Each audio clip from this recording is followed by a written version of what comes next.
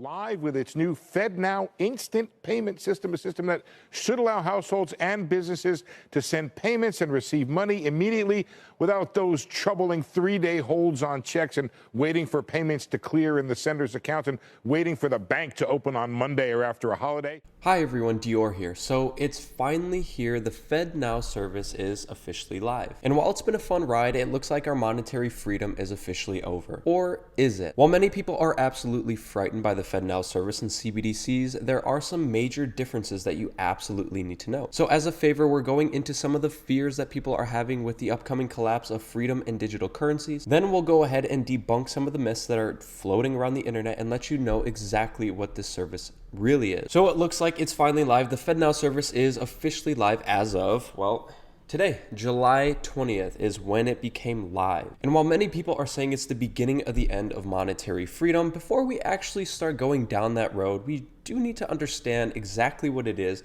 and what some of the implications are for the FedNow service and the difference between that and the CBDCs. So now one thing we need to understand is that unlike peer-to-peer payments like Venmo, PayPal, or Cash App, which are intermediaries between banks, payments made via FedNow will settle directly in central bank accounts. Meaning really the FedNow service isn't for little people like you and I, it's for the big players like Wells Fargo, Citi, and JP Morgan Chase. And if we dive deep into the Federal Reserve actual website, you can see that the FedNow service went live today as of making this video, July 20th of 2023. And the service provides interbank clearing and settlements that enables funds to be transferred from one account of the sender to the account of the receiver in near real time and at any time and any day of the year. Meaning the FedNow service is now an uninterrupted service 24/7, 365. Thank you, Jerome Powell and the Federal Reserve. And to put the cherry on top and make everything so much better, big banks like JP Morgan Chase and Wells Fargo are also jumping ship and now joining the FedNow service, and eventually every single bank will be using it. And while that sounds awesome because every bank will now be interconnected and payments will go by faster, that also is a scary thought, because doesn't that mean that they're going to now control all of our monetary system? Well, according to people like Ron DeSantis and Robert F. Kennedy Jr., there are some major concerns that they want you to know about. And you could see that Ron DeSantis says that it is seceding the power of our financial freedom to a central bank which does not have our interests at heart, which, while he's very correct that the central bank could give two shits about what you're actually doing in terms of your monetary life and your freedom, there are a couple caveats that he doesn't really talk about. And you can see Robert F. Kennedy is also not a fan, saying that the Fed just announced it will introduce its FedNow service, central bank digital currency, in July. CBDCs grease the slippery slope to financial slavery and political tyranny. While he's correct on the CBDC part, FedNow is actually not a CBDC, and we're going to get into that in a little bit. But first, we have to get into some of the concerns that people are seeing that are going to be sprouting up very soon. Obviously, one concern is that everything's going to become digital, and they're going to have full control, as you can see in this video. No more paying with cash, no more paying with your credit card. It's going to be by the scan of your palm, your fingerprint, or maybe even your eyes, as you can see here. And would you look at that, Amazon to launch pay by palm technology in Whole Foods by the year end. Now, this is very coincidental that not only are they releasing FedNow services and then the biometric info, but now massive companies like Amazon are also releasing that. I wonder if they're in cahoots with each other. No, that couldn't be right. They would never do something like that. However, if you think Amazon is going to be the only company that goes through with this and starts to provide this, then I'm sad to say, but you are unfortunately wrong, because this will be something that will be widespread and is happening faster than you actually think it is. And it's not just happening in the United States. We can see that CBDCs are going global in other countries. Now, you could see this video happen in Nigeria, where they were basically cutting up old money in order to force people into digital currencies and forcing their new CBDCs on their citizens. Now, while the United States hasn't done that yet, what are the odds that they eventually do that?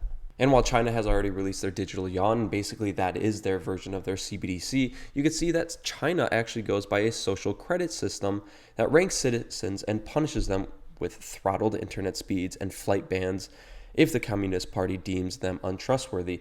And while the United States isn't a communist party and they would never do this, do you think it could ever get to this point? I'll let you decide on that. But enough of the fear, gloom, and all the bad news. Let's actually get into the difference and the major difference between CBDCs and the FedNow service. While it does seem like both of those are very similar, they're actually not. And you can see on the Federal Reserve's website, they say, while the Federal Reserve has made no decisions on whether to pursue or implement a central bank digital currency, we have been exploring the potential benefits and risks of CBDCs. And so that begs the question, if the FedNow service isn't a CBDC, what exactly is it? Well, let's let the Federal Reserve actually explain it in their own words. You can see that they say, no, the FedNow service is not related to a digital currency. The FedNow service is a payment service the Federal Reserve is making available for banks and credit unions to transfer funds for their customers. So just right there, you heard it from the horse's mouth. It is not a digital currency, and we don't have to be worried about CBDCs as long as you can trust the Fed, which is a scary thought. But in another article that I found very interesting, you could see that the Fed will now save the US from a CBDC. Now, let's actually go into that a little bit. And you can see that it says the FedNow system is not a digital currency and has nothing to do with a CBDC.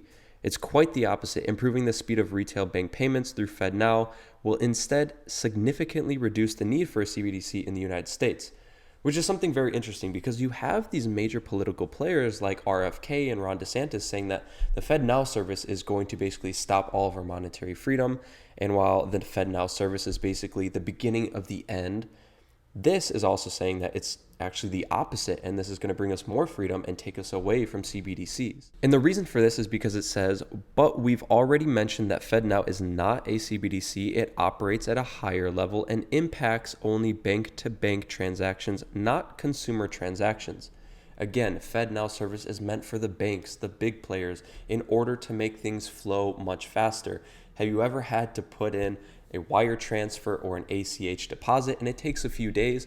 Well, this is really supposed to speed it up in real time, and there's not supposed to be any lag time between weekends and bank holidays. In fact, the creation of FedNow is so favorable for instant payments that it may even render the need for not only CBDCs, but all bank-to-bank cryptocurrency tokens such as XRP obsolete. Sorry, XRP holders, but it's probably a good time to get out. So this is something very interesting because now it's saying that FedNow is not only going to take us away from CBDCs, but it's also going to make a lot of other cryptocurrencies like XRP and Stellar Lumens basically useless at this point if FedNow actually does deliver on their promise. So the question we have to ask ourselves is, what is there to be concerned about? Well, if the Fed is telling the truth, there's really nothing to be concerned about. Actually, this is something to celebrate.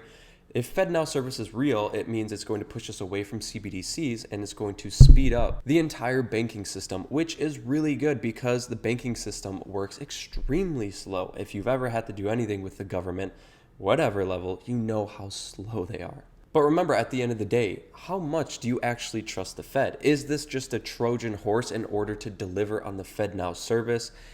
Basically over-deliver and under-promise, and then when everything's running smoothly, that's when they start to introduce digital IDs, biometric info, and maybe even CBDCs.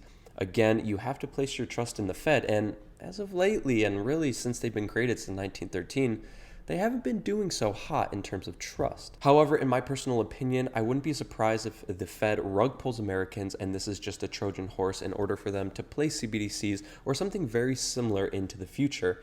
But one thing that we do have to understand is that if CBDCs were to get improved or approved in the US court system, it needs to be approved congressionally. So that's going to be a challenge in itself. But as of right now, this is what they're offering for us. And if everything holds up, then maybe it's actually not that bad of a thing. But just to de-risk from all of this craziness, that's why I'm putting my trust into other things except the Fed. Things like Bitcoin, real estate, and precious metals. Things that don't have that third party counter risk, and things that don't require trust in really a manipulated system. So that's everything I have for this video. I hope you guys enjoyed it. I hope you found some valuable information in this and understanding what FedNow service actually is and the dangers of CBDCs and the differences, because they are not the same unless, maybe it is a Trojan horse. But I hope you guys found this valuable, and again, always do your own research.